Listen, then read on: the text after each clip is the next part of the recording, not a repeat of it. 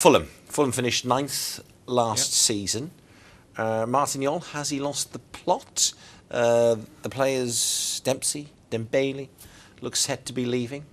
Well, that's the way it goes. They're a mid-ranking club who's always going to be sort of open to the blandishments of bigger sides. I thought they did well last season. I said they'd finish 10th, and they did one better than that. I think that Martin Jol has got a great deal of ability at that level particularly. I think he was always going to do well there. He got them to play his type of football. At times they were excellent last season. They played some really good stuff. I mean, I remember they beat Arsenal and played really well in that game. They played decent performances against a number of teams, and I thought they were pretty good. But Dembele is a very clever player. It'll be a loss. Dempsey clearly a source of goals. You've also let Andy Johnson go, which was a decision I think understandable because he wasn't really getting games. It's about where the goals come from, isn't it? Obviously, Zamora went halfway through last season. The Russian lad at the end of last season has gone to Reading for the Russian money. There you go. Exactly. But the thing is, if you look, there's an evolution going on at Fulham. When Roy Hodgson was there, they were stoical, difficult to break down, 4-4-2, ground games out. And Martin Jol was sitting there, I think, with two remits from Mohamed El Fayed. Number one, get the age of the squad down because it was quite an old. Roy Hodgson got a lot of senior players. And number two, change the way that we play. And they're trying to play a more fluid game. You've still got the likes of Petric is there, Diarra, the midfield player. You've got Brian Ruiz is still there. And with Clint Dempsey, he's got a year left in his contract. He's 29.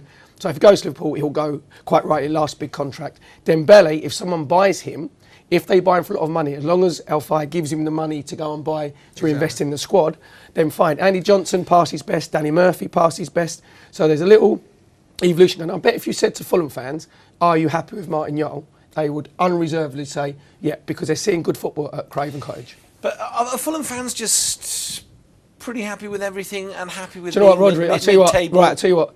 Fulham see Charlton.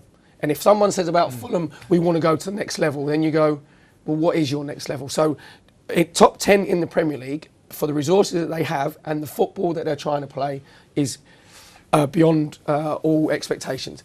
Charlton wanted to go to the next level, sacked Alan Kirbishley within, I think it was 3 or 4 years. They're in Division 1. It was, as soon as he went, it was 3-4, wasn't it? Right, exactly. So, and if you look at Martin Jol as well, at Tottenham, it pains me to say it, he was brilliant. 2 fifth choices. He got sort of railroaded by Damien Comolli in the end. They were signing a lot of players that he didn't really want. He did a good job at Hamburg, got him to a couple of semi-finals, got him into Europe. Ajax, I think they got the most points of any club in the last 18 years, apart from 20. And they got one more point than in that season, didn't they? And Steve McLaren's team won it. So you're talking about a very good man. Everybody said about Bobby Zamora, oh, why are you letting him go? And then all of a sudden you go, we're all right, but our characters don't get on.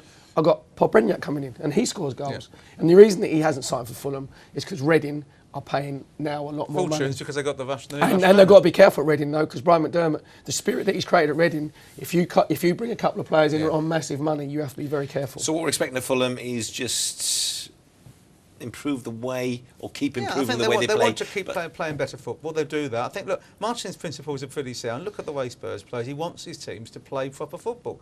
And that's not to say that other ways of playing are wrong, because it's all about, it is a results business. And if you don't get results, doesn't matter how nice the football is, if you're losing games, losing every match 2-0, you're in trouble, aren't you? That's the reality. But I think that he did a really good job last year because he took over, and there could have been an effect over what had gone on with the way that Hughes had walked out on them, it was pretty much a seamless transition. They just improved the way they were playing, and I thought that was really impressive. And Martin Jol is a good bloke. But no manager at Fulham actually comes out and says. I mean, I remember Chris Coleman told me quietly when he was. I'm sure you've been privy to plenty of these conversations when he was managing Fulham.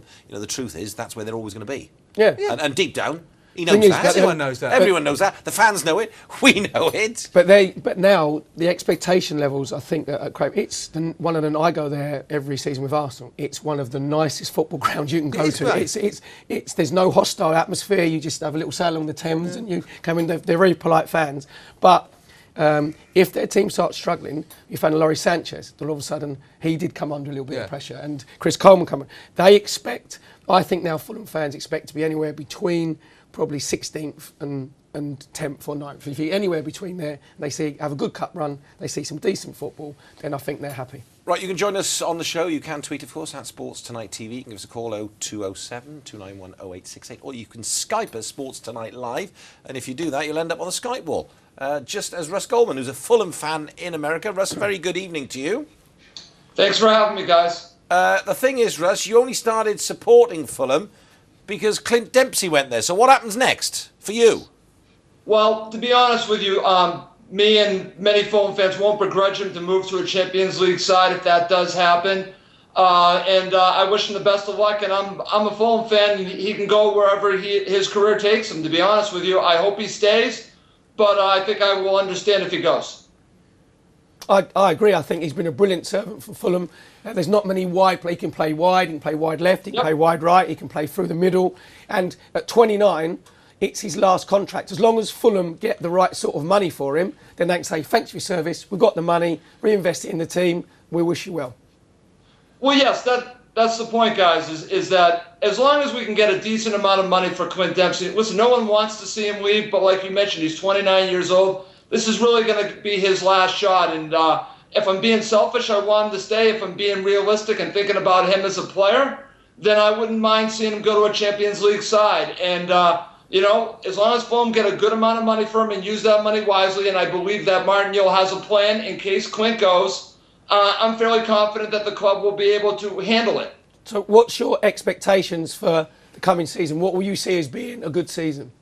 I would say a good season would be top 10. I could see them go as high as probably 7th.